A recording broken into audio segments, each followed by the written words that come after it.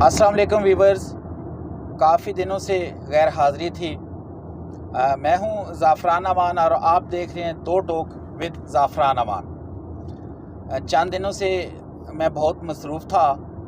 जैसा कि आप सबको इल्म है कि एयाज़ अमीर के बेटे शाहनवाज़ अमीर पर नॉमिनेटेड एक FIR 302 ताज़ीरात पाकिस्तान के तहत दर्ज हुई। उन पर इल्ज़ाम लगा कि उन्होंने अपनी बीवी को जो है वो बेदर्दी से कत्ल कर दिया। इंतहाई अफसोसनाक वाक़या हुआ।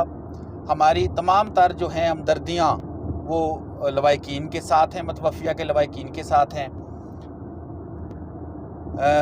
इतना ये भयानक वाक़या है जो उस पे कोई इतनी ज़्यादा बात नहीं की जा सकती, लेकिन साथ ही साथ इस FIR को बुनियाद बनाकर दूसरे दिन 23/9/2022 का ये अक्रेंस है और 24/9/2022 को इसी वाक़या और इसी FIR की आड़ में एयाज़ अमीर साहब को इसमें मुलव्वस किया गया। वारंट लिए इस्लामाबाद पुलिस ने जो अदालत है वहाँ से, और इन वारंट की खबर मीडिया के ज़रिए हम तक पहुँची। On the day of alleged occurrence के बाद एयाज़ अमीर साहब मौका पर पहुँचे।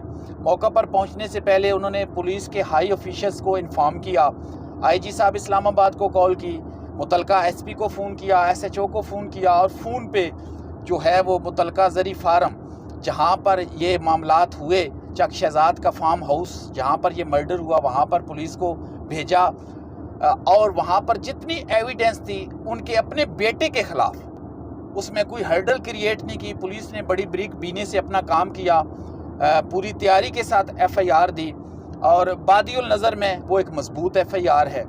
एयाज़ साहब का कहना था कि जब मैंने मुतवफ़िया का चेहरा देखा तो बहुत दुख और बहुत एहसास हुआ कि वो भी किसी की बेटी है, हमारी बेटियों की तरह। ये तो एक एपिसोड होगी जिस पे एयाज़ साहब का जो है वर्जन पहले दिन जो है वो आ गया था, लेकिन उसके बाद फिर इसकी जो दूसरा एपिसोड है वो भी इंतहाई भयानक और दर्दनाक है। एयाज़ अमीर साहब बहुत से हलकों को पसंद नहीं है, इस बात का हमें पता है।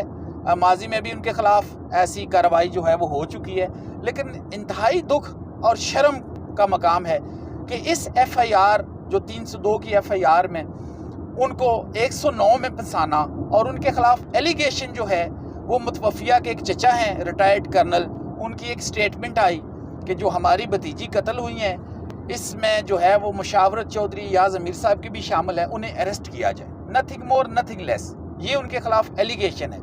और इस्लामाबाद पुलिस ने पता नहीं कौन सी वो फुर्तियाँ दिखाई कि उसी दिन जो है उनकी स्टेटमेंट जो है वो रिकॉर्ड पे ला के उसी दिन एयाज़ अमीर साहब के वारंट गिरफ्तारी लेके उनको वो गिरफ़्तार करने के दरपे हो गए। और एयाज़ अमीर साहब को गिरफ़्तार करने के लिए उनसे मुतलका दोस्तों की गाड़ियों को भी चेक करते रहे। हम और हमारे कुछ दोस्त जो हैं वो भी जो है पुलिस कस्टडी में रहे, इस शुबे की बिना पे कि शायद एयाज़ अमीर साहब हमारे साथ सफ़र कर रहे हैं। बहरहाल ये एक लंबी कहानी है, इस पे तफसीली जो बात में होगी। इन शॉर्ट करते हैं कि एयाज़ अमीर साहब गिरफ़्तार हुए, 2 दिन जो है उनका एक दिन का रिमांड चलता रहा, लेकिन पुलिस कोई जो एविडेंस है वो सफ़े मिसल पर नहीं ला सकी, क्योंकि सफ़े मिसल पर उनके ख़िलाफ़ ना कोई एविडेंस थी। और इनफैक्ट पुलिस ऑफिशल्स जो हैं वो जानते थे कि एयाज़ अमीर साहब ने तो ख़ुद इन्फॉर्म किया है पुलिस को।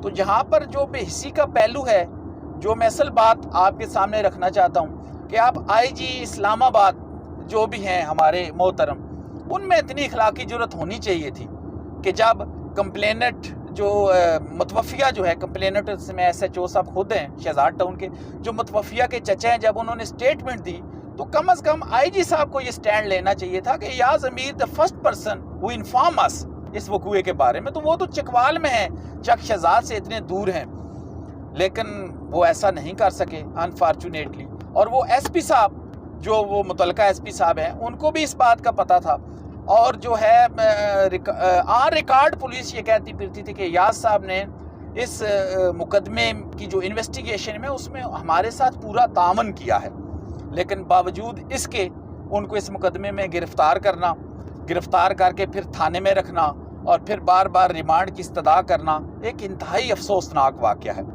और मैं समझता हूँ کہ اس کو جتنی بھی مذمت کی جائے وہ کم ہے۔ بالآخر ایاز امیر صاحب سرخ روح ہوئے، کل معزز عدالت نے ان کو ڈسچارج کر دیا۔ تو ایاز امیر صاحب مضبوط اعصاب کے مالک ہیں۔ ہم جو ان سے تعلق ہے، جن لوگوں کا ان سے کنسرن ہے، ہم سارے بہت پریشان تھے 3-4 دن سے، لیکن ان کے چہرے پر جو ہے وہ شکن نہیں آئی، انہوں نے اس کو جو ہے وہ برداشت کیا۔ آپ وہ الحمدللہ ریلیز ہو چکے ہیں۔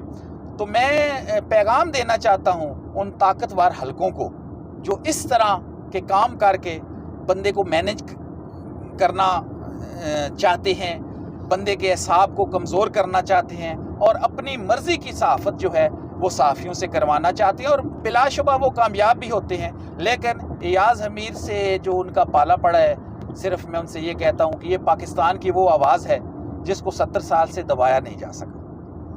یہ جتنا عرصہ صحافت میں ہیں، سچ بول رہے ہیں، سچ لکھ رہے ہیں، جو ان کے ذہن میں آتا ہے یہ لکھ دیتے ہیں، اپنے آپ پر بھی تنقید کرتے ہیں، معاشرے کی، سوسائٹی کے جو معاملات ہیں اس پر بھی ان کا جو ورژن ہے بالکل اوپن ہوتا ہے۔